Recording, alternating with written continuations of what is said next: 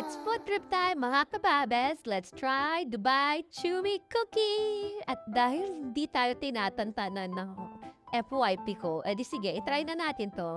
O nga pala, binili ko nga pala to sa Slide Coffee dito sa Makati. Malapit lang sa amin, so pinick up ko na lang to. Meron silang IG pala. So, let's try it. Mabango pala siya, Ayan. Actually, ang lutong niya, mga kababes. Tapos yung top niya, medyo mapait sa ibabaw, yung pinaka-powder sa ibabaw. Tapos malambot, and then crunchy, yung atay-pi. Masarap siya. Oo, masarap siya actually. Pero syempre, medyo may kamahalan dahil alam mo naman mahal din yung ingredients. I guess, it's okay naman na na-try natin siya ng once, but siguro, pagka-crave ulit, pero sa tingin ko, hindi siya pwedeng araw-araw. Medyo mahal siya. Pero kung marami kang pera, why not, diba? Tsaka, mahirap din siya gawin. Nakikita ko dito sa TikTok, mahirap siya gawin. Pero masarap talaga. Yung nagko-complement kasi yung pait nung ibabaw, tapos yung kataypi. Masarap siya.